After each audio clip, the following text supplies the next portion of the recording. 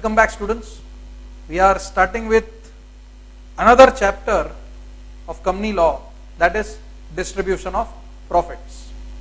Now, this chapter is very common in our whole career, not only in our academics but future में भी काम में आएगा, क्योंकि तुम जब CS बन जाओगे, तुम कंपनीज में काम करोगे, कंपनीज ऑब्वियसली डिविडेंड देगी, एंड जब तुम CS रहोगे तो डायरेक्टर्स तुम्हारे पास चल के आएंगे कि भाई भाई डिविडेंड देना है, बता क्या प्रोसेस है, because it is assumed that you are the person who has perfect knowledge about the provisions with respect to distribution of profits to the share holders, जिसको डिविडेंड बोला जाता है, राइट?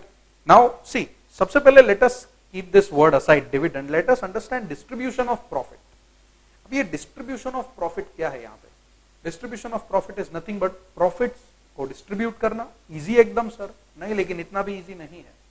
किसका प्रॉफिट, वो तो बोलो मुझे. ये जो प्रॉफिट है, प्रॉफिट ये किसका प्रॉफिट है? This profit belongs to the company. Company साल भर में जो प्रॉफिट कमाती है, उस प्रॉफिट में से कुछ पार्ट या कुछ हिस्सा शेयर होल्डर्स को दिया जाता है in terms of dividend. That is called dividend. That is called distribution of profits.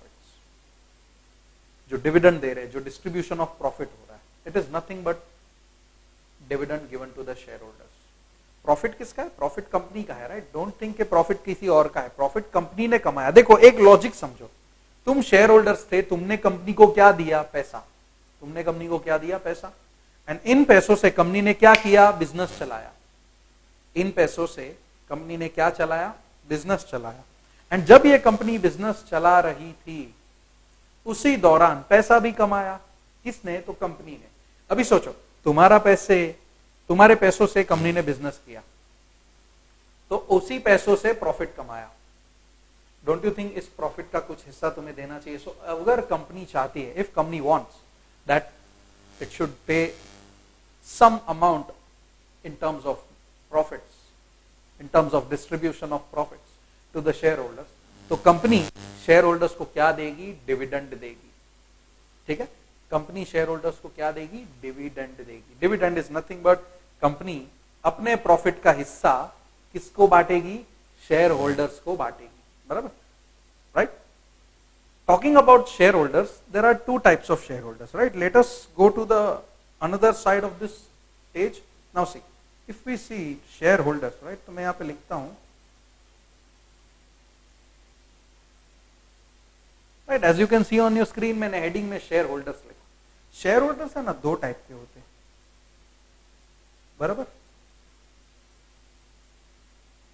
Equity share holders and preference share holders. बराबर? These are the two types of shareholders. One is equity, another is preference. Now let us understand इन दोनों के बीच में difference क्या है, क्योंकि मैंने देखो क्या बोला, distribution of profit to shareholders. मैंने ये नहीं बोला distribution of profit to equity share holders या प्रेफरेंस शेयर होल्डर्स. मैंने ऐसा नहीं बोला. What I said is distribution of profit to shareholders. बराबर? नाउ अगर ये पैसा मैं शेयर होल्डर्स को बांट रहा हूं, तो there are some terms and conditions which I need to follow, right? Equity share holders की बात करें तो these are the shareholders who are not preference shareholders. सुनने में बहुत फनी लगता है. Equity shareholders are those shareholders who are not preference shareholders. भाई कॉमन सेंस है, बच्चा भी समझ जाएगा, आई नो, बट क्या करे, लॉ ऐसा ही बोलता है. तो what is preference share? Preference share are those share which are not equity share. नहीं, ये ऐसा नहीं है. इधर वाइसे वर्षा नहीं खेलने का अपने को. बराबर? So preference shares are the shareholders who get priority in terms of पहला payment of dividend, दूसरा capital, not capital, repayment of capital.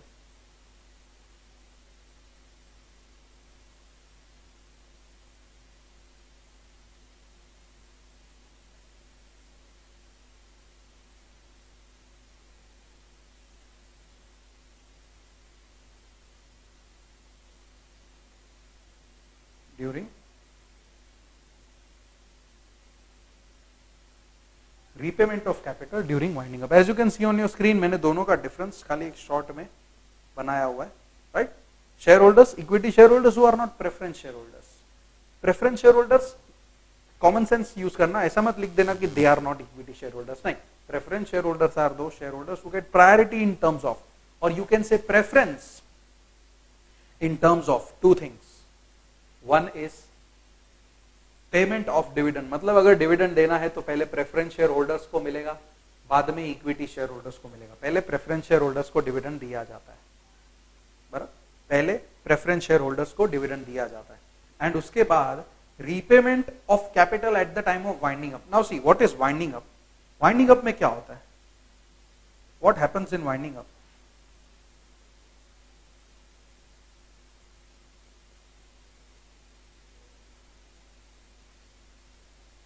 Winding up में assets are sold and liabilities are paid. बराबर, assets are sold and liabilities are paid. Liabilities is nothing but creditors.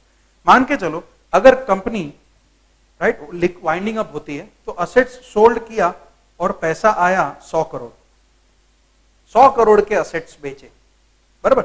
Liability था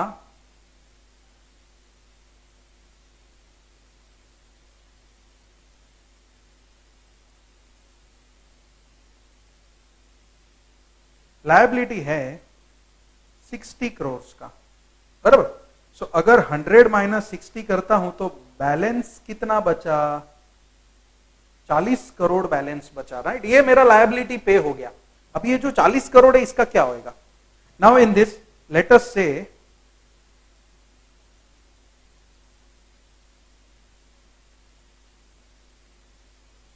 company में preference share holder है 20 करोड़ के, equity share holder है 30 करोड़ के, ठीक है। In the company this is the situation, preference share holder 20 crore के हैं, इक्विटी शेयर होल्डर्स 30 करोड़ के हैं। मतलब प्रेफरेंस शेयर होल्डर ने जो पैसा लगाया है वो कितना है, वो 20 करोड़ है, एंड इक्विटी शेयर होल्डर्स ने जो पैसा लगाया है वो कितना है, 30 करोड़ है, राइट। बैलेंस कितना बचा है, देखो मेरे पास बैलेंस बचा है 40 करोड़। तो एक चीज सोचो, क्या मैं सबको पैसा दे पाऊंगा? नहीं, because if you see the total 50 crore है, बचा 40 करोड़ है, तो किसको कितना दे? तुम बोलोगे सर दोनों को रेशियो करके दे दो, प्रोपोर्शनेटली। नहीं, प्रोपोर्शनेटली नहीं मिलेगा। तो यहां पे है ना, प्रेफरेंस शेयर होल्डर्स का पूरा पैसा मिलेगा, प्रेफरेंस शेयर होल्डर्स का पूरा 20 करोड़ सेटल करेंगे। क्यों? Because of this second point जो है तुम्हारे स्क्रीन पे, repayment of capital during winding up. Preference मिलता है इन लोगों को, प्रायोरिटी मिलता है कि अगर वाइंड अप होता है और कैपिटल देने की बारी आए ना तो पहले हम तुम्हारा पूरा कैपिटल दे देंगे, बराबर। तो नाउ सी 40 करोड़ था, उसमें से गया 20, तो अभी बैलेंस कितना बचा? बैलेंस इज स्टिल 20 करोड़, लेकिन सामने इक्विटी कितना है, 30 करोड़। तो इन लोगों को प्रोपोर्शनेटली देना पड़ेगा। तो डोंट यू थिंक, देखो प्रायोरिटी मिल गया प्रेफरेंस शेयर होल्डर्स को। अगर 20 करोड़ का प्रेफरेंस शेयर होल्डर्स था और 30 करोड़ का इक्विटी शेयर होल्डर्स है और पैसा कितना बचा, सिर्फ 40 करोड़, तो इन दैट केस पहले प्रेफरेंस शेयर होल्डर्स का पूरा पैसा चुका देंगे, याद रखना, प्रेफरेंस शेयर होल्डर्स का पूरा पैसा चुका देंगे, बराबर। एंड इक्विटी शेयर होल्डर्स का जो भी बैलेंस बचा 30 करोड़, अपने पास तो अभी है नहीं, इन 30 करोड़ के सामने खाली 20 करोड़ पड़ा है, तो उनको प्रोपोर्शनेटली दे देंगे, बराबर, ठीक है। सो ये होता है प्रेफरेंस शेयर्स को प्रायोरिटी देना, right. Now when we discuss this dividend, preference shares और इक्विटी शेयर होल्डर्स में ना टाइप्स होते हैं, टाइप्स। इक्विटी शेयर होल्डर के ना 2 टाइप होते हैं। Equity share holders, equity share holders with normal voting rights, and दूसरा होता है equity share holders with differential voting rights. अभी ये क्या है, इसको फिलहाल हम लोग साइड में रखेंगे, because this is already in another chapter. So यहां पे हम लोग को मिक्स नहीं करना है, ठीक है। There is already one chapter of chapter number 2 in your syllabus जो शेयर कैपिटल के ऊपर है, तो उस शेयर कैपिटल में ये दोनों चीजें अपने को वहां पे सीखने मिलती है. So we are going to keep that aside. बस इतना याद रखो, नॉर्मल वोटिंग राइट्स वालों को नॉर्मल वोटिंग राइट्स है, डिफरेंशियल वोटिंग राइट्स वालों को नॉर्मल वोटिंग राइट्स नहीं है. मतलब कुछ सिलेक्टेड राइट्स है, सारे राइट्स नहीं है. मे बी रेस्ट्रिक्टेड राइट्स हो सकते हैं, depends. May be restricted rights हो सकते हैं, मतलब जैसा नॉर्मल वोटिंग राइट के पास पावर है वैसा शायद डिफरेंशियल वोटिंग राइट्स वालों के पास पावर नहीं होगा. Depends upon the company. That is why ये दो टाइप हो जाते हैं. प्रेफरेंस शेयर्स में देखें ना तो there are various types.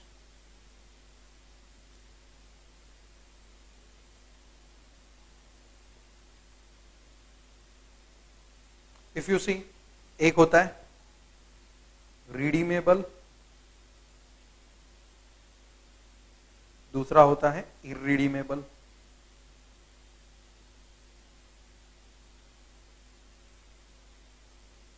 Cumulative तो उसके सामने होगा non cumulative.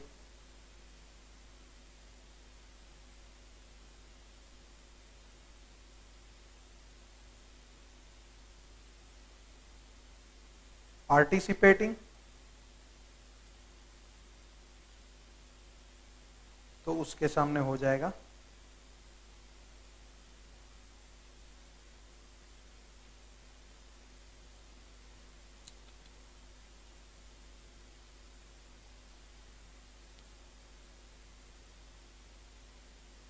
Non participating. Right, these are the few types of preference share holders. बराबर, और भी है लेकिन अपने को यहां पे वो एसपी का पड़ा हुआ नहीं देखना है. We are not going to discuss that. ये कुछ टाइप्स होते हैं. नाउ रिडीमेबल मतलब क्या? Compulsory repayment. मतलब प्रेफरेंस शेयर में अगर पैसा लगाओगे ना तो कंपनी तुम्हें वापस पैसा देगी ही देगी, कुछ भी हो जाए देना ही पड़ेगा. कंपलसरी रीपेमेंट होता है. इररिडीमेबल तो इश्यू ही नहीं कर सकते, लॉ मना करता है. दैट इज व्हाई मैंने कैंसिल कर दिया. टाइप है लेकिन कंपनीज एक्ट क्या बोलता है? Company can not issue irredeemable preference share. Cumulative में क्या होता है? अगर सपोज एक साल डिविडेंड नहीं दिया तो इस साल का डिविडेंड तुमको अगले साल के डिविडेंड में ऐड करके मिलेगा. That is called cumulative preference shares. तो नॉन क्यूमुलेटिव उसका उल्टा, अगर इस साल नहीं मिला तो जाने दो, अगले साल के अंदर कोई एडिशन नहीं होगा. Next is participating and non participating. Participating मतलब क्या? डिविडेंड तो देंगे लेकिन साथ में अगर कुछ एक्स्ट्रा सरप्लस है कंपनी का तो वो भी तुमसे शेयर करेंगे. सरप्लस भी शेयर कर सकते. तो नॉन पार्टिसिपेटिंग में उसका उल्टा, कोई सरप्लस शेयर नहीं करेंगे, खाली डिविडेंड देंगे, डिविडेंड लेके शांत बैठो. राइट, तो ये कुछ बेसिक टाइप्स जो थी मैं बता रहा था तुम लोगों के शेयर होल्डर्स को किस तरह डिविडेंड दिया जाता है. बराबर. Now let us go to our theory part. Let's see in the beginning what we have.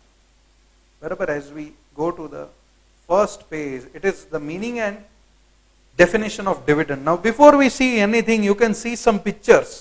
And इस पिक्चर से तुमको थोड़ा बहुत समझ में आएगा कि यहाँ पे क्या हो रहा है, जो मैं तुम्हें एक्सप्लेन कर रहा था ऑलरेडी. देखो एक बड़ा सा ट्राइंगल तुम्हें दिख रहा है तुम लोग की स्क्रीन पे. बराबर, बड़ा सा ट्राइंगल दिख रहा है तुम लोग को तुम्हारे स्क्रीन पे. एंड वो ट्राइंगल में से एक छोटा सा हिस्सा निकाल दिया. तो व्हाट इज दैट बड़ा सा ट्राइंगल? दिस बड़ा triangle is nothing but profits of the company. बराबर, ये जो बड़ा ट्राइंगल है पूरा, मतलब इंक्लूडिंग दैट पार्ट जो डार्क में है, वो भी तो ट्राइंगल का ही पार्ट है ना.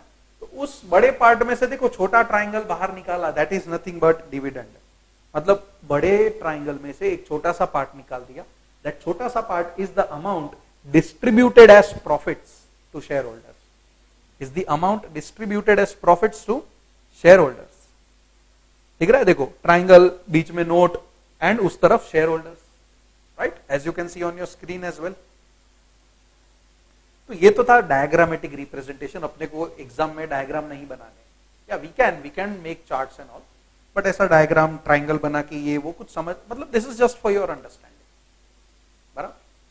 नाउ लेट अस सी इसका थियरी मीनिंग. जो मैंने अब तक एक्सप्लेन किया ना वही तुमको वहां पर मिलने वाला है, nothing new.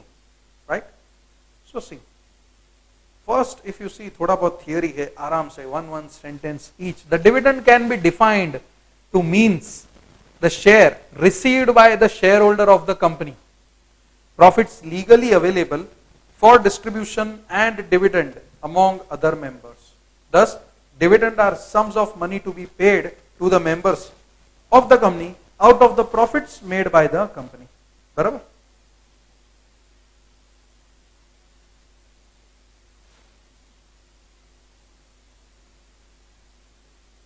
See, thus dividends are sums of money to be paid to the members of the company out of the profits made by the company.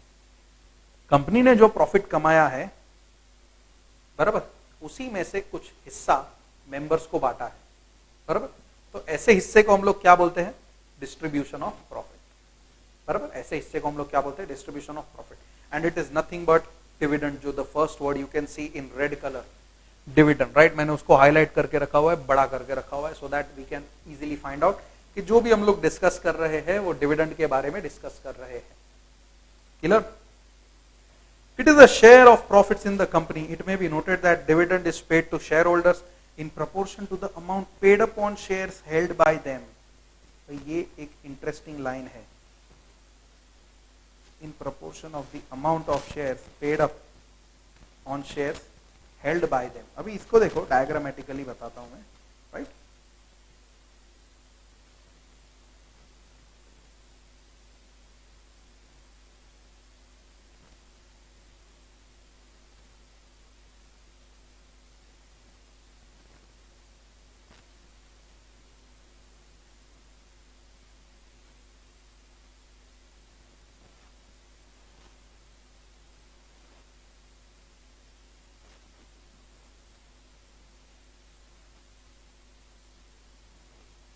If you want इसका स्क्रीनशॉट लेके रख लेना, मैं ये रब कर रहा हूं.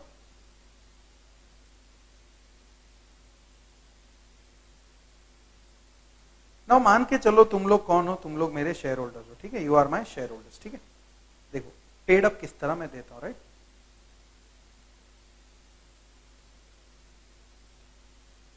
नाउ शेयर होल्डर्स, तुम सब में एक बंदा है मिस्टर ए, जिसके पास मेरे 10,000 शेयर है. मतलब उसने कितने शेयर्स खरीदे? 10,000 shares purchase.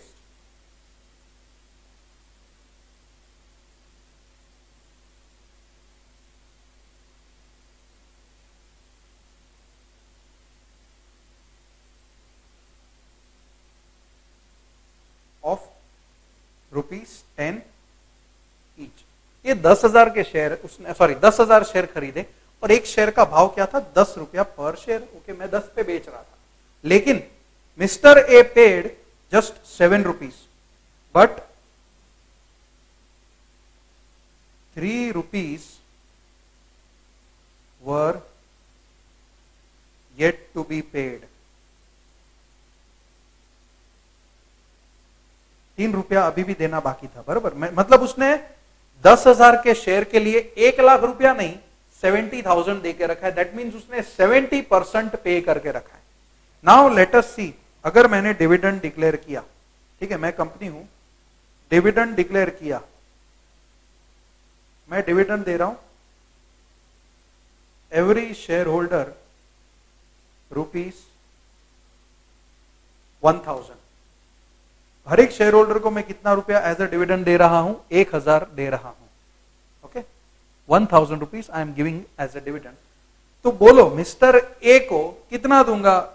Yes, mister A को मैं सिर्फ दूंगा ₹700. क्यों? क्योंकि अगर उसने पूरा पैसा नहीं दिया है तो मैं भी उसको पूरा पैसा नहीं दूंगा. अगर उसने 70% दिया है तो मैं भी उसको डिविडेंड के तौर पे खाली 70% ही दूंगा. हाँ, अगर उसने पूरा का पूरा जो ₹3 अभी पेंडिंग है वो पे कर दिया होता तो मतलब फुल्ली पेड अप शेयर हो गए. मतलब क्या हो गया? Fully paid up shares. And based on this fully paid up shares, अगर कंपनी डिविडेंड दे रही है तो पूरा का पूरा ₹1,000 उसको डिविडेंड के तौर पे मिलता. पूरा का पूरा ₹1,000 उसको डिविडेंड के तौर पे मिलता, राइट. सी, यही it may be noted that the dividend is paid to shareholders in proportion to the amount paid upon the shares held by them. Clear? All companies can give dividend except Section 8 company. Companies registered under Section 8. अब ये companies registered under Section 8 क्या है? तो कुछ नहीं, companies registered under section 8 मतलब NGO.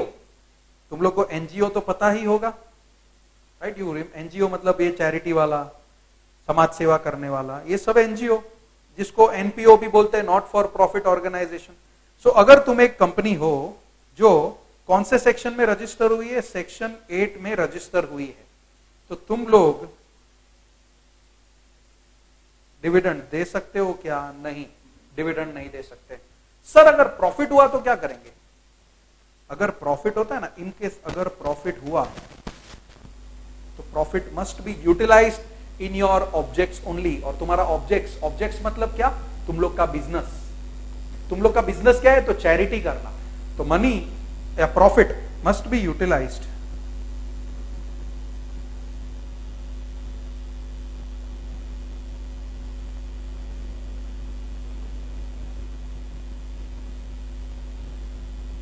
must be used for charitable purpose.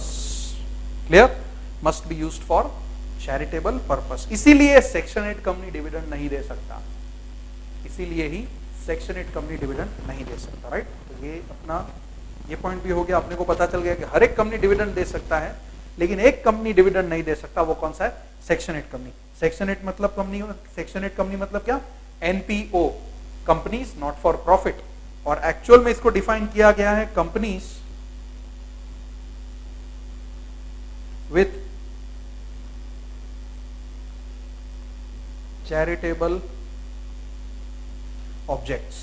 In reality section 8 का जो हेडिंग है वो मैं बता रहा हूं, जो लेफ्ट साइड मैंने लिखा है, कंपनीज विथ चैरिटेबल ऑब्जेक्ट्स। मतलब देखो, उन लोग का ऑब्जेक्ट्स, उनका बिजनेस क्या था?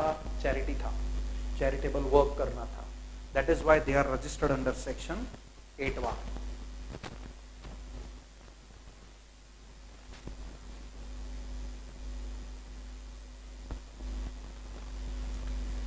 Dividend warrant is an order by the company to its banker to pay specified therein, amount specified therein, to the shareholder whose name is written therein. Now देखो, आज तुम शेयर होल्डर हो, आज तुम share holder हो, मैं तुम्हें dividend देना चाहता हूं, तो मैं क्या करूंगा? घर पे आके रोकड़ा देके जाऊंगा क्या?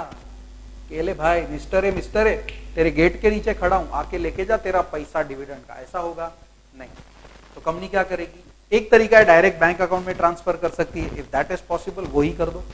And if it is not possible, तो what can they do is they can issue dividend warrants. अब ये डिविडेंड वारंट मतलब assume it as a coupon, मान के चलो कि ये कूपन है, ठीक है? तो ये जो डिविडेंड वारंट है मैं तुम सबको दे दूंगा, मतलब mister A and you all who are watching this video right now, you all are my shareholders, registered share holders.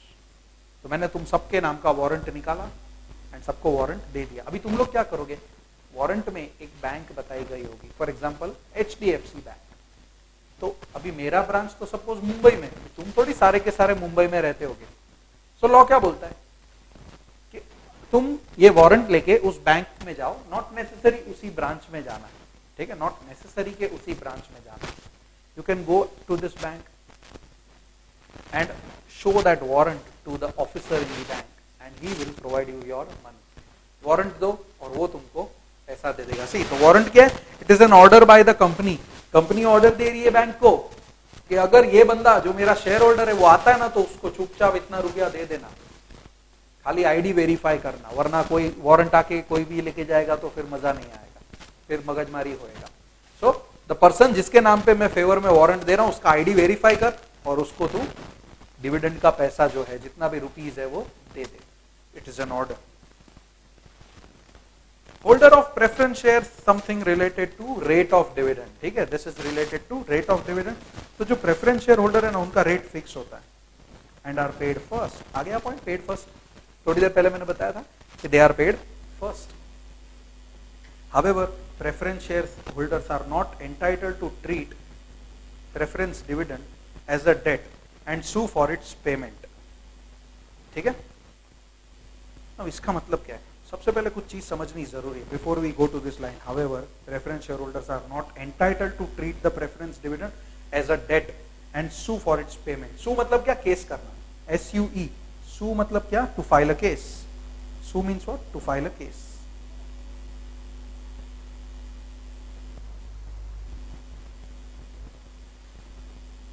sue means what? File a case. Debt मतलब क्या? उधार. अगर ये डेट है, राइट, तो क्या ये कंपनी के ऊपर उधार है क्या? नहीं, उधार नहीं मानने का. सी, इसीलिए एक इंपॉर्टेंट पॉइंट है जो मैं यहां पे लिख रहा हूं.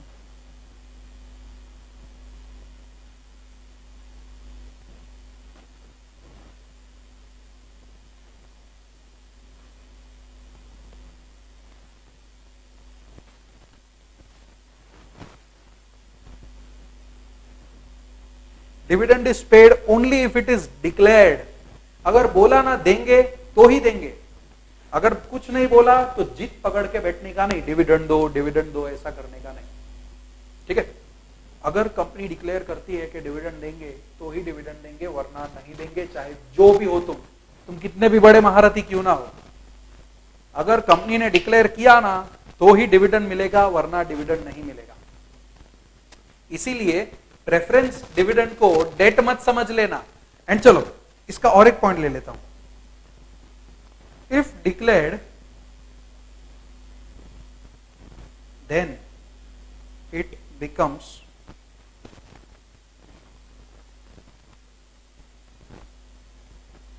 Date on the company. If declared then it becomes debt on the company. मतलब क्या कि अगर डिक्लेयर कर दिया ना तो चाहे मेरे पास पैसा हो या ना हो, मैं कुछ भी करके पैसा लाऊंगा और तुमको दूंगा, वरना मेरे पे पेनल्टी लग जाएगा. क्यों? क्योंकि मैंने डिविडेंड डिक्लेयर कर दिया. बराबर, मैंने डिविडेंड डिक्लेयर कर दिया. राइट, जैसे ना, once the bullet is shot it can not be reversed. Same way once the dividend is declared it can not be reversed. अरे स्लिप ऑफ टंग हो गया, अरे उस दिन मैं थोड़ा हाई था तो मेरा ध्यान नहीं था और मैंने गलती से डिक्लेयर कर दिया. I was not in my senses. अभी तूने ऐसा कुछ तो किया रहेगा जिसकी वजह से तू सेंसेस में नहीं था, लेकिन क्या इसमें कंपनी का गलती है? नहीं. शेयर होल्डर्स का गलती है? नहीं. डिविडेंड डिक्लेयर कर दिया ना, इसको गलती मानेंगे ही नहीं. डिविडेंड डिक्लेयर किया मतलब दे. सबके सामने ऐसे स्पीकर पे बोला ना डिविडेंड देंगे तो देने का. बराबर, मीन्स ऐसा बोलते नहीं है, don't take it in that manner. Resolution वगैरह पास होता है, ये तो खाली जस्ट आई एम एक्सप्रेसिंग कि डिविडेंड देंगे ऐसा बोल दिया. It is declared the share holders will be paid dividend at so and so rate, means dividend मिलेगा. बराबर. If declared then it becomes debt on the company. Then it becomes debt मतलब declare किया तो देना ही पड़ेगा चाहे कुछ भी हो जाए. That is why we come to that line जो था यहां पे कि प्रेफरेंस शेयर होल्डर्स इसको डेट नहीं मान सकते. क्यों? क्योंकि जब तक डिक्लेयर नहीं होगा तब तक डेट भी नहीं बनेगा. तुम बोलोगे नहीं हम प्रेफरेंस शेयर होल्डर, हमको हर साल डिविडेंड दो, ऐसा वैसा नहीं. तुम केस करोगे? नहीं. तुम कुछ भी कर लो, कुछ फायदा नहीं. ठीक है. लेकिन if you see the second however, यहां से थोड़ा मीनिंग चेंज होता है. ठीक है. There is a case of leading case of Evling versus Israel and Oppenheimer limited. Israel and Oppenheimer limited versus Evling. अभी इस केस में क्या हुआ था? Right, Israel and Oppenheimer limited as we can see कि वो एक कंपनी है. ईवलिंग उसकी प्रेफरेंस शेयर होल्डर है. मैं बता रहा हूं, Evling is the preference share holder. Right. Now Israel and Oppenheimer limited का जो आर्टिकल्स ऑफ एसोसिएशन है, ठीक है,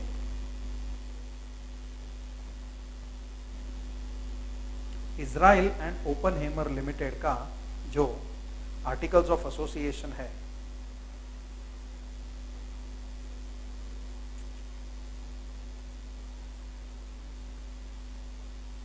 AO is nothing but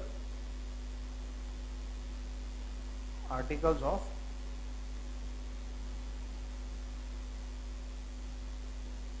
association. बराबर, जिसके अंदर क्या होता है? Rules and regulations. बराबर. और अगर इन रूल्स एंड रेगुलेशंस में लिखा है, वही लिखा है, आर्टिकल्स में लिखा है कि profits will be applied in the form of dividend to preference shareholders. अगर ऐसा लिखा है that profits will be applied to preference profits will be applied in the form of dividend to preference shareholders. तो चाहे declare करे या ना करे, याद रखना, देखो थोड़ी देर पहले मैंने बोला कि डिविडेंड तभी ही मिलेगा जब डिक्लेयर होगा, डिविडेंड तभी ही मिलेगा जब डिक्लेयर होगा, लेकिन यहां पर डिक्लेयर नहीं हो रहा, ठीक है, nowhere it is going to say, ये केस बता रहा हूं मैं, डिक्लेयर नहीं हो रहा, लेकिन आर्टिकल्स में लिखा था कि अगर कंपनी में प्रॉफिट्स है तो वो profits definitely preference share holders को दिए जाएंगे, और अगर ऐसा लिखा है तो चाहे डिक्लेयर करे या ना करे डिविडेंड देना पड़ेगा, और अगर नहीं दिया तो प्रेफरेंस शेयर होल्डर्स कंपनी के ऊपर केस कर सकते हैं क्या? The answer is yes, they can file a case, ठीक है, the answer is yes, they can file the case.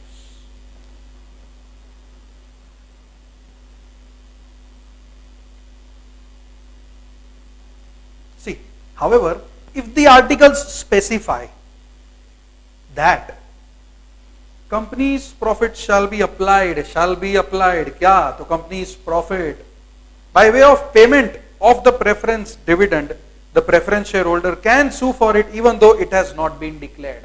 कि अगर डिक्लेयर नहीं किया तो भी सूट फाइल कर सकते हो, क्यों? क्योंकि आर्टिकल्स में लिखा है. That means if you see the both the however, जो दोनों हावेवर लिखा है, preference share holder are not entitled to treat the preference dividend as debt and sue for its payment. क्यों? क्योंकि डिक्लेयर होना जरूरी है. लेकिन अगर आर्टिकल्स बोलता है क्या कि profits will be applied in the form of preference dividend to preference share holders, तो चाहे डिक्लेयर हो या ना हो, मैं अगेन बोल रहा हूं, चाहे डिक्लेयर हो या ना हो, ये डिविडेंड देना ही पड़ेगा. और अगर नहीं दिया तो preference share holders can file a suit against the company, और कंपनी को बाद में एक्शंस बेयर करने पड़ेंगे, क्योंकि आर्टिकल्स में लिख दिया था उन्होंने, बराबर, they wrote that in the articles. Clear? So that was your case of Evling versus Israel and Oppenheimer Limited. बराबर. There is one more case, right to claim dividend. देखो मैंने Bacha F Guzdar versus CIT, commissioner of income tax. अब ये dividend है, जो dividend, ये claim करने का राइट कभी अराइज होगा? एक चीज सोचो, डिविडेंड कब तुम मांग सकते हो? अगर मैं कंपनी हूं, तुम सब शेयर होल्डर हो, तो तुम डिविडेंड कब मांग सकते हो? बोलो, तुम डिविडेंड कब मांग सकते हो? तुम डिविडेंड तब मांग सकते हो अगर मैं क्या करूंगा? डिक्लेयर करूंगा. तो जब तक मैं डिक्लेयर नहीं करता तब तक तुम क्लेम कर सकते हो क्या? सॉरी, नहीं, तुम क्लेम नहीं कर सकते. देखो, right to claim dividend will only arise after dividend is declared by the company in the general meeting. Declared by the company in the general meeting, and until and unless it is so declared, the shareholder has no claim against the company in respect of it. The observation of Bombay High Court in Bacha F. Guzdar versus CIT. CID नहीं है, CIT, T for tiger, tiger है, बराबर. तो ये था तुम्हारा basic सा introduction. Now we will go into the provisional things, provisional aspects. And सबसे पहले तुम्हारा आ रहा है section 123, that is ascertainment of divisible profits and dividends. Section 123. Right? Now if you see this section 123, dividend देना किधर है? Means just now I said declare होना जरूरी है. अगर डिविडेंड डिक्लेयर नहीं होता तो डिविडेंड नहीं दिया जाएगा. Common sense. तो एक चीज समझ में आ रही है तुम लोग को? मैं क्वेश्चन पूछता हूं, क्या डिविडेंड कंपलसरी है? क्या डिविडेंड कंपलसरी है? डिविडेंड कंपलसरी नहीं है. तो डिविडेंड कब देंगे? अगर कंपनी डिक्लेयर करती है तो डिविडेंड कब देंगे? अगर कंपनी डिक्लेयर करती है तो. क्लियर? डिविडेंड कब देंगे? अगर कंपनी डिक्लेयर करती है तो. Dividend is to be declared at an annual general meeting, but it has no power to declare dividend exceeding the amount recommended by the board. जो बोर्ड ऑफ डायरेक्टर्स है वो क्या करेंगे? वो पहले कैलकुलेशंस करेंगे, हाँ इतना हमने कमाया, इसमें से चलो इतना शेयर होल्डर्स को डिस्ट्रीब्यूट करते हैं. तो board of director came to a conclusion कि let us say 10%. Example, directors ने डिसाइड किया कि हम लोग डिविडेंड देंगे 10%, लेकिन शेयर होल्डर्स जीत पकड़ के बैठे, नहीं इतना बड़ा प्रॉफिट है, 10% नहीं चलेगा, हमको 20% चाहिए. क्या ऐसा पॉसिबल है? नहीं, दिस इज नॉट पॉसिबल. इसलिए देखो, it has no power to declare the dividend exceeding the amount recommended by the board.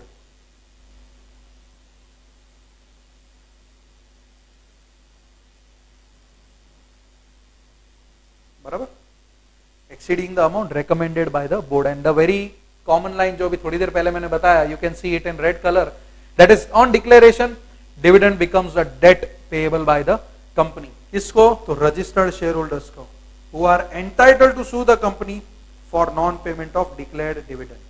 Declare किया नहीं दोगे तो मैंने बोला था ना, share holders can file a case. लेकिन अगर आर्टिकल्स बोलता है कि डिविडेंड देंगे तो डिक्लेयर करो या मत करो, देना ही पड़ेगा. और अगर डिविडेंड नहीं दिया तो share holders can again file the case. Evling versus Israel and Oppenheimer limited. Evling versus Israel and Oppenheimer limited. बराबर. Now what is this next? If we understand next, that is section 129. Now देखो, dividend देने के लिए एक चीज समझो, क्या मुझे पता होना चाहिए कि मैंने प्रॉफिट किया है कि लॉस किया है? यस, पता होना चाहिए. तो जब तक अकाउंट्स अडॉप्ट नहीं होते तब तक मैं डिविडेंड कैसे दे सकता हूं? समझ में आ रहा है? पहले अकाउंट्स तो पता करो कि अकाउंट्स का स्टेटस क्या है. What is the status, whether we are earning profit और whether we are incurring losses. तो जब तक अडॉप्शन ऑफ अकाउंट्स का रिजोल्यूशन पास नहीं होगा तब तक हम लोग डिविडेंड का रिजोल्यूशन, दैट इज डिसीजन, नहीं ले सकते. Resolution is nothing but the decision taken at the general meeting. बराबर. तुम लोग कैसा न्यू ईयर रिजोल्यूशन लेते हो कि 1 तारीख से ये बंद, 1 तारीख से वो बंद. बराबर. तो सिमिलर वे में ये भी रिजोल्यूशन है. This is also the decision. बराबर. This is also the decision.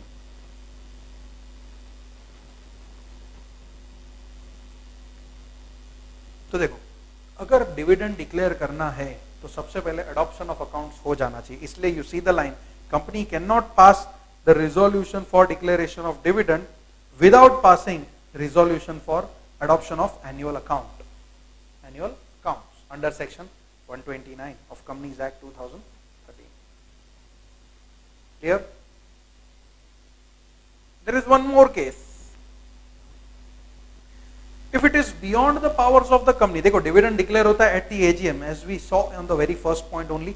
Dividend is declared at annual general meeting. लेकिन अगर एनुअल जनरल मीटिंग पे डिक्लेयर नहीं कर सकते तो कोई बात नहीं. You see the case of Vishwanath Prasad Khaitan versus new central jute mills. क्या बोलता है कि अगर एजीएम पे डिक्लेयर नहीं कर सका ना, कोई बात नहीं, ईजीएम ले ले. ईजीएम मतलब क्या? Extra ordinary general meeting.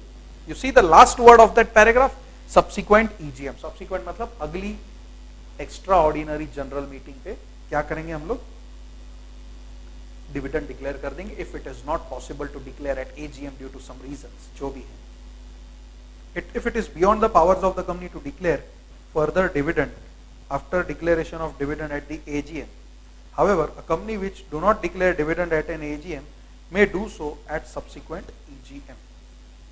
Okay. DCA, what is DCA? Department of corporate affairs. उसने क्लैरिफाई कर दिया है कि declaration of dividend should be unconditional. Declaration of dividend should be unconditional. किसी भी तरह का कंडीशन वगैरह नहीं होना चाहिए. And should not be subject to prior approval of financial institution. अब ये फाइनेंशियल इंस्टीट्यूशन का क्या है? फाइनेंशियल इंस्टीट्यूशंस का क्या सीन है? Now let us draw the diagram for this. Theory तो करते रहेंगे लेकिन we will also do the chart from. Right. Now if you see, देखो dividend, sorry not dividend, approval of financial institution.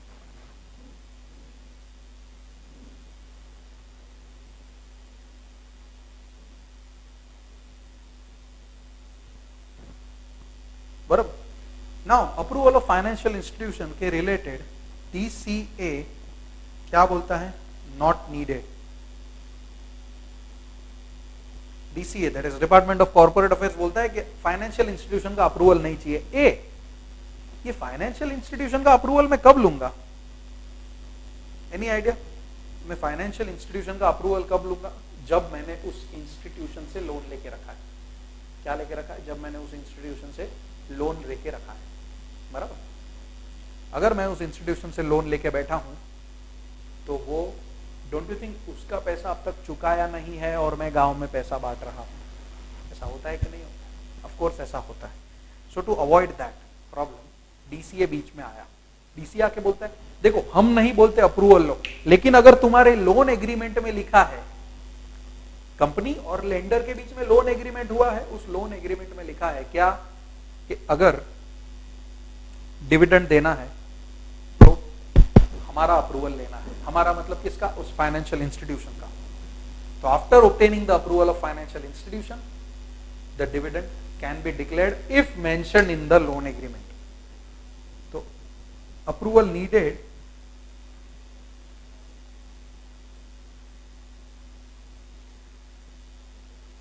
if such condition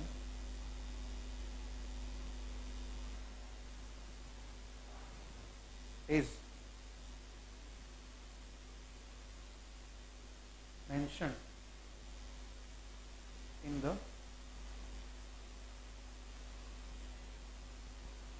loan agreement between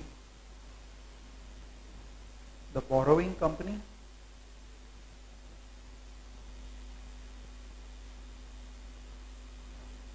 and such lending financial institution। बराबर?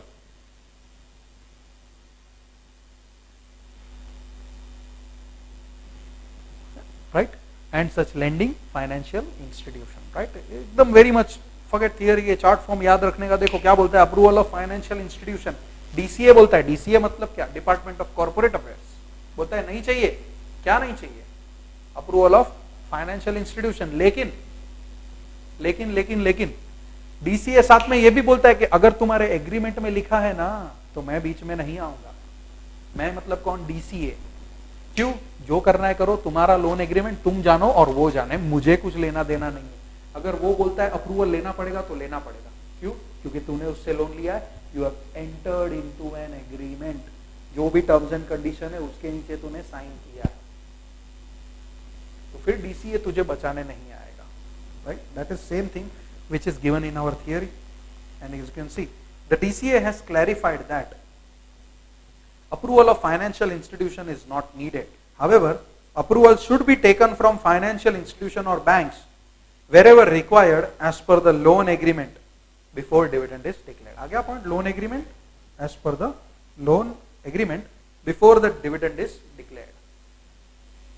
Right?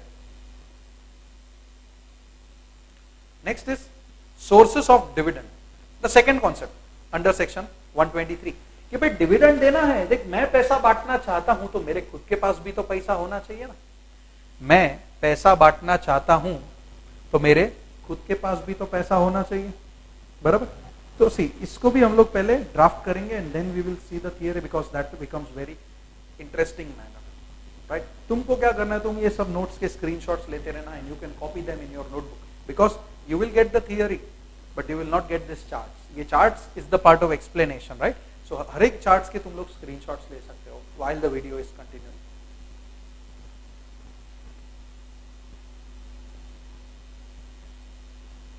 वैसे तो तुम सब smart हो, बोलने की जरूरत नहीं है, बट फिर भी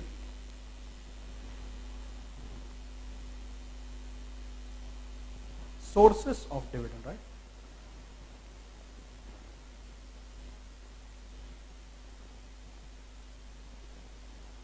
डिविडेंड के लिए पैसा कहां से आएगा?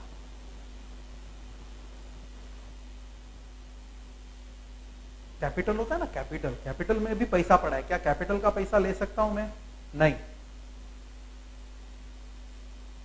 Not allow. ओके, कैपिटल का पैसा मैं नहीं ले सकता, it is not allow.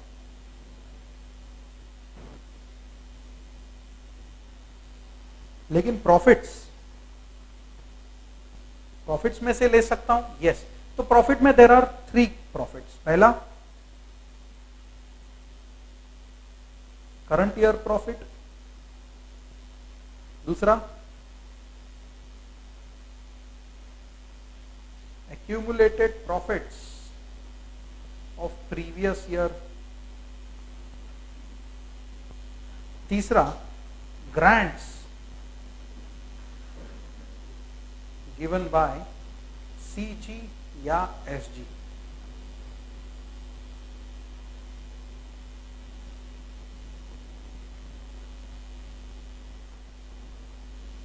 Sources of dividend as you can see on your screen. देखो दो चीजें, प्रॉफिट और कैपिटल। भाई कैपिटल का पैसा यूज कभी मत करना, अलाउड ही नहीं है। तुम बोलोगे सर कैपिटल में बहुत पैसा आया है, इन्हीं से तो लिया है, इन्हीं से मतलब किन्हीं से, शेयर होल्डर से, चलो ना उन्हीं को लौटा देते, लेकिन ऐसा तेरा ख्याल मिट्टी में मिला दे, क्योंकि लॉ डिसअलाउ करता है।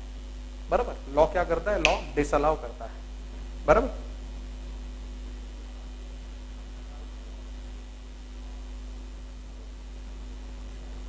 प्रॉफिट्स में से पैसा दे सकता हूं, यस ऑफ कोर्स प्रॉफिट्स में से पैसा दे सकता हूं। तो प्रॉफिट तीन तरीके के, एक इस साल का कमाया हुआ प्रॉफिट, दूसरा पिछले सालों का जमा किया हुआ प्रॉफिट, तीसरा गवर्नमेंट आके बोलते के जाता है ये ले भाई 10 लाख रुपया मैं ग्रांट दे रहा हूं तेरे को, सब्सिडी दे रहा हूं, इस 10 लाख रुपए का तो डिविडेंड बांट अपने शेयर होल्डर्स को, तो ये भी यूज कर सकते हैं। Right, so these are the sources of dividend.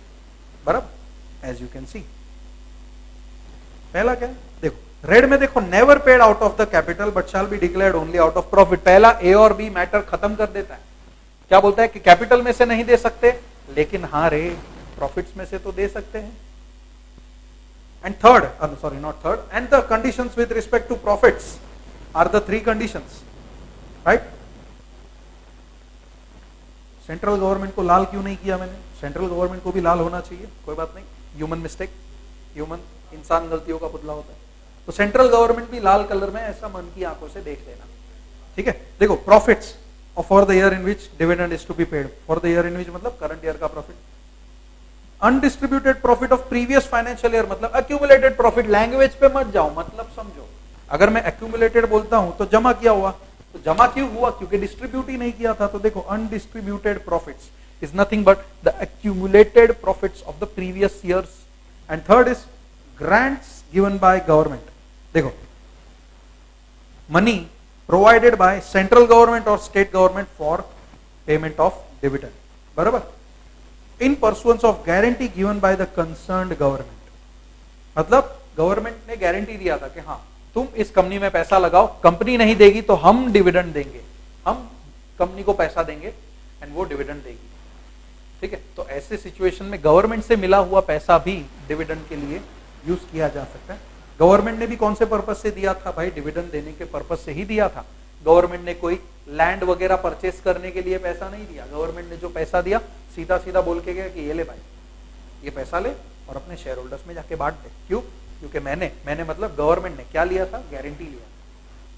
ठीक है, मैंने मतलब क्या, गवर्नमेंट ने क्या लिया था? गारंटी लिया था कि अगर कंपनी नहीं दे पाती है ना, कोई बात नहीं, मेरे से पैसा लेके जाना, गारंटी देता हूं।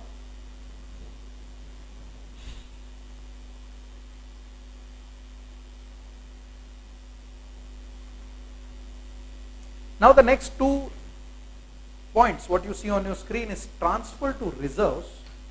What do you mean by transfer to reserves? कुछ नहीं, अभी सब बताऊंगा। And second is inadequacy of profit.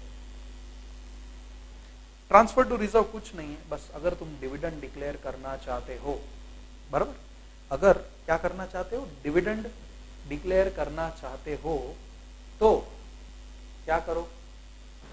थोड़ा सा हिस्सा अपने पास बचा के रखो, जितना बचाना है उतना बचाओ, लेकिन बचाओ। क्यों? क्योंकि कल को अगर कंपनी में पैसों की जरूरत पड़ी और तुम खुलेआम सब शेयर होल्डर्स में बांट रहे हो तो कंपनी को पैसा कौन देगा?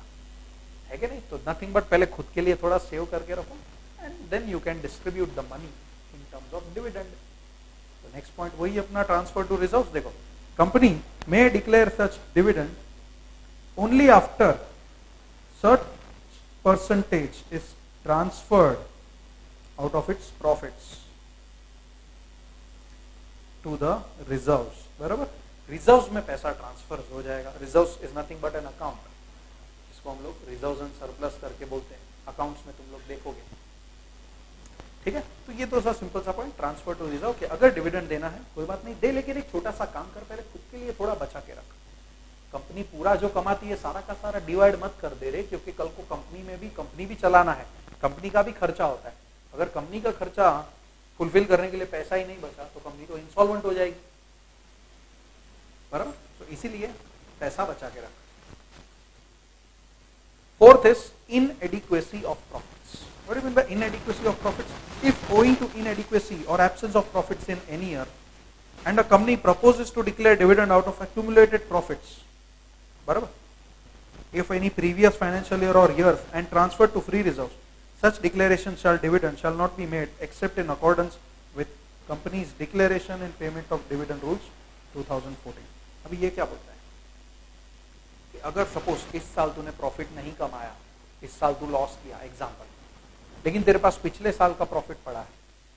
इस साल तो तू क्या किया, लॉस किया, लेकिन तेरे पास पिछले साल का प्रॉफिट पड़ा है, तो कोई बात नहीं, पिछले साल के प्रॉफिट्स में से डिविडेंड दे, लेकिन डिविडेंड देने के लिए कुछ रूल्स फॉलो कर. ठीक है, जो मैंने येलो में हाईलाइट करके रखा है वो रूल्स फॉलो करने पड़ेंगे. These rules are to be followed only in case of inadequacy of profit.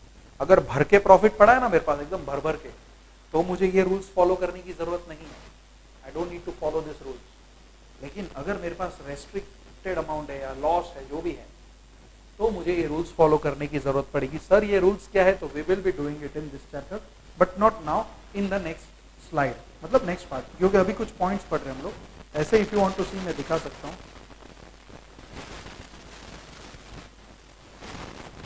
सी ये रहा companies declaration and payment rules 2014. तो जब भी हम लोग यहाँ पर आएंगे तभी वो रूल्स देख लेंगे, राइट. इनएडिक्वेसी, देखो यहाँ पे भी वर्ड है इनएडिक्वेसी, दिख रहा है तुम लोग को, तो इट इज सेम.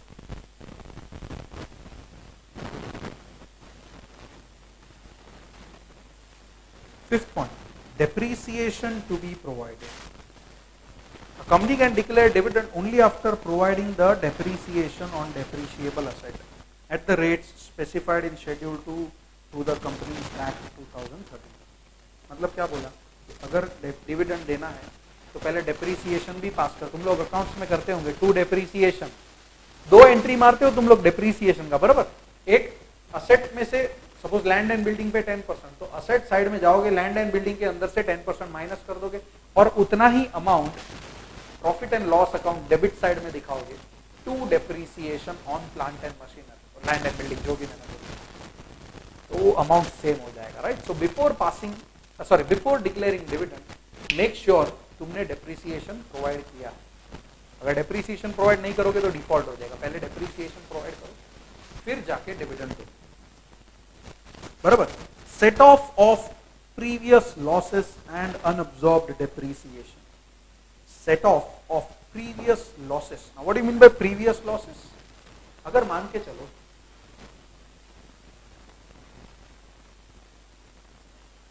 देखो, right now we ended recently 31 March 2020 को, कौन सा ईयर एंड हुआ, 1920.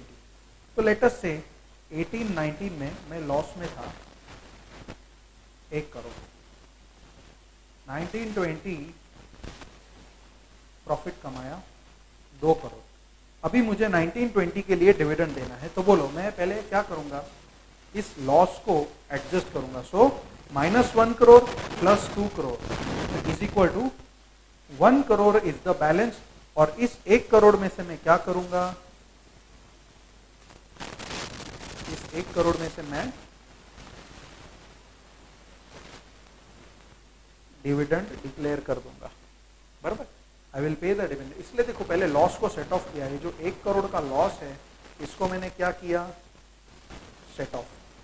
सिमिलरली अगर कोई डेप्रीसिएशन अनअब्सॉर्ब था, अनअब्सॉर्ब मतलब प्रोवाइड नहीं किया था, तो वो डेप्रीसिएशन भी प्रोवाइड कर, बराबर. एंड उस डेप्रीसिएशन को माइनस करने के बाद जो बैलेंस फिगर बचता है उससे तो डिविडेंड दे, राइट. इफ यू सी, देखो ये रहा, company shall not declare dividend unless previous losses and depreciation are not provided in the previous years are set off against the profit of the company for the current year. पुराने सालों का घाटा, पिछले सालों का घाटा इस साल के प्रॉफिट से क्या कर, सेट ऑफ कर, तो ही तो डिविडेंड दे सकता है, बराबर. पुराने साल में, पिछले साल में जो भी तेरा लॉस हुआ, ओके, कोई बात नहीं, लॉस होता है, बिजनेस है, होगा, लेकिन इस लॉस को पहले सेट ऑफ कर, और लॉस को सेट ऑफ करने के बाद ही क्या दे सकता है, डिविडेंड दे सकता है, right. So that was your 6th condition. Let us move ahead to 7th condition, mode of payment of dividend. How to pay this dividend. मैंने बोला ना कि घर पे आके देगा, नहीं, वारंट्स इश्यू करेगा ना, लेकिन वारंट इश्यू करने के लिए पहले बैंक अकाउंट में तो पैसा डालना पड़ेगा. तभी तुम लोग वो बैंक में जाके पैसा निकालोगे। मैंने एग्जांपल दिया था HDFC बैंक का, बराबर। अगर HDFC बैंक में पैसा ही नहीं है तो वारंट लेके क्या करोगे, अचार डालोगे? नहीं। That is why first it is the duty of the company that अगर डिक्लेयर हुआ तो कंपनी को तो पता ही है कितना रुपया देना है, तो उतना रुपया सेपरेट बैंक अकाउंट में डाल देने का। HDFC bank account is our separate bank account. उस अकाउंट में पैसा डाल दिया और फिर वहां से शेयर होल्डर्स पैसा क्लेम करेंगे डिविडेंड वारंट दिखा दिखा के। I hope you can connect that. थोड़ी देर पहले मैंने बोला था dividend warrant is an order to banker. Banker को मैं ऑर्डर कब दे सकता है? बैंक मैं तेरे को ऑर्डर कब देगा? जब मैंने खुद ने तुझे क्या दिया था? पैसा दिया। जब मैंने खुद ने तुझे क्या दिया था? पैसा दिया, बराबर। तो देखो क्या है ये प्रोसेस। अगर डिविडेंड डिक्लेयर हुआ, बराबर, तो सारा का सारा डिविडेंड का पैसा एक सेपरेट बैंक अकाउंट में डाल देने का। कितने दिन में? Within 5 days from the date of declaration. अगर डिविडेंड डिक्लेयर हुआ ना, आज एजीएम पे बोला डिविडेंड देंगे, रिजोल्यूशन भी पास हो गया, तो इन दैट केस डिविडेंड देना कंपल्सरी है। 5 दिन के अंदर अंदर, 5 दिन कब से? From the date of declaration. 5 दिन के अंदर अंदर पूरा का पूरा पैसा डिविडेंड का, डिविडेंड में जितना पैसा देना है वो सारा पैसा किधर हम लोग ट्रांसफर कर देंगे? सेपरेट बैंक अकाउंट में, ठीक है। The whole money will be transfer to separate bank account. Now second क्या है? 123 आल्सो प्रोवाइड्स दैट, थोड़ा थियोरेटिकल है। No dividend shall be payable except in cash provided that nothing in this section shall be deemed to prohibit capitalization of profits and reserves for the company for the purpose of issuing fully paid up bonus shares for any amount for time being unpaid on shares held by the members of the company. In simple terms, dividend का provision bonus को रोक सकता है क्या? नहीं। Bonus भी profits में से ही एडजस्ट किया जाता है।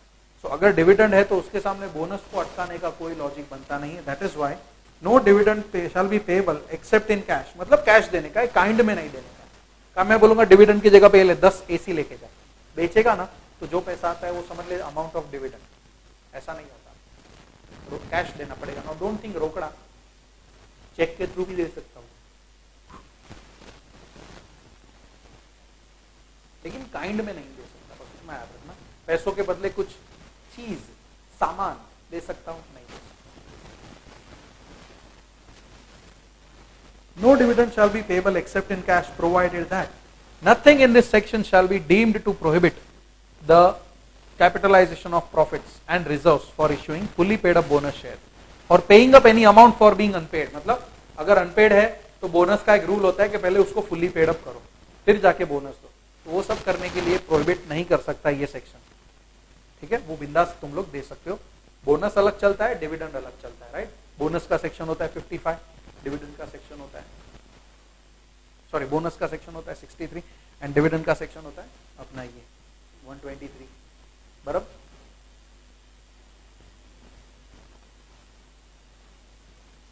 नेक्स्ट इज, देखो आगे point, dividend must be paid in cash, that is not in kind. लेकिन कैश में मैंने बोला ना चेक भी चलेगा, ठीक है। डोंट थिंक के चेक नहीं चलेगा, even cheque is allowed. Dividend can be paid through cheque as well, right? And company, if company does not comply with the provisions of acceptance and repayment of deposits under section 73 would be barred,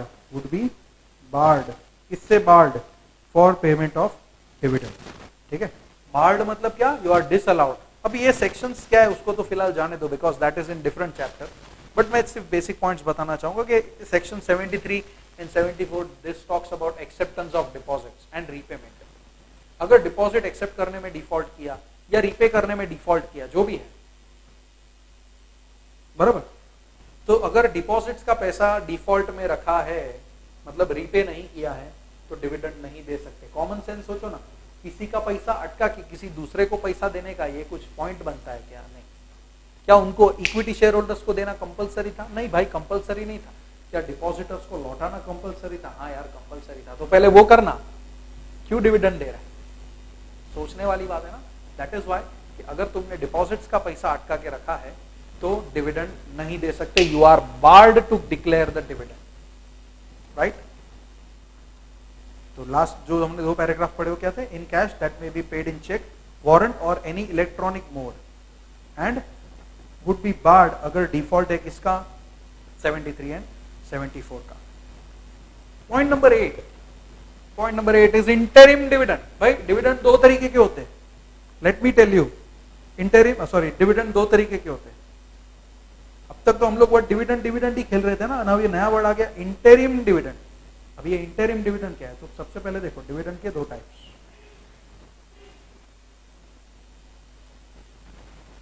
एक होता है interim dividend और एक होता है final dividend. Interim dividend कब दिया जाता है? Between 2 AGM। फाइनल डिविडेंड दिया जाता है एट AGM। ठीक है, interim dividend between 2 AGM, final dividend at AGM। तो ये जो 2 AGM के बीच में डिविडेंड दिया जा रहा है उसको क्या बोलते हैं हम लोग? इंटरिम डिविडेंड बोलते हैं। और इंटरिम डिविडेंड के क्या टर्म्स एंड कंडीशंस है वो हम अभी देखेंगे। वो क्या बोलता है देखो, section 123 subsection 3 of companies act 2013 provides that the board may declare interim dividend during any financial year or at any time during the period from closure of financial year till the holding of annual general meeting out of surplus in the profit and loss account or profits of the financial year for which such interim dividend is sought to be declared, or out of the profits generated from financial year till the quarter preceding the date of declaration of interim dividend। अभी ये इतना बड़ा marathon statement है, लेकिन इसमें क्या बोला है कि अगर इंटरिम डिविडेंड देना है तो फाइनेंशियल ईयर खत्म हो गया, यू नो प्रॉफिट है कि लॉस है, लेकिन अब तक एजीएम नहीं हुआ, तो एजीएम के पहले भी दे रहे हो तो भी दे दो, राइट। फाइनेंशियल ईयर खत्म नहीं हुआ, अब तक मार्च नहीं आया और बीच में डिविडेंड देना है, तो जो लास्ट क्वार्टर है, लास्ट क्वार्टर, जैसे कि साल में 4 क्वार्टर होते हैं, साल किधर से शुरू होता है? जनवरी नहीं, जनवरी से नहीं भाई, फाइनेंशियल ईयर का बात कर रहा हूं मैं। फाइनेंशियल ईयर शुरू किधर से होता है? अप्रैल से। अप्रैल मई जून पहला क्वार्टर, जुलाई अगस्त सितंबर दूसरा क्वार्टर, अक्टूबर नवंबर दिसंबर तीसरा क्वार्टर, जैन फेब मार्च चौथा क्वार्टर। नाउ मान के चलो मैं जनवरी में डिविडेंड देना चाहता हूं, तो साल भर का फाइनेंस तो रेडी है नहीं, क्या पिछले क्वार्टर का रेडी? हाँ, पिछले क्वार्टर का रेडी है, उसमें अगर प्रॉफिट है तो उसमें से दे दो डिविडेंड, कोई प्रॉब्लम नहीं, उसको भी हम लोग क्या बोलेंगे? इंटरिम डिविडेंड बोलेंगे, बराबर। In case company has incurred loss during current financial year और up to the end of the quarter immediately preceding the date of declaration of interim dividend. देखो लॉस है, साल खत्म हो गया, लॉस है, या तो बीच में देना है और उस क्वार्टर में लॉस है, जैसे कि जनवरी में देना है और अक्टूबर नवंबर दिसंबर में लॉस है। October November December is the third quarter of the year, तो अगर ये थर्ड क्वार्टर में लॉस है तो क्या? Such interim dividend shall not be declared at a rate higher than the rate average dividends declared during the company in preceding 3 financial years। पिछले 3 साल में जो भी डिविडेंड डिक्लेयर किया है उसका एवरेज निकालो और उस एवरेज रेट से ज्यादा तुम इंटरिम डिविडेंड नहीं दे सकते, बराबर। उस एवरेज रेट से ज्यादा तुम इंटरिम डिविडेंड नहीं दे सकते।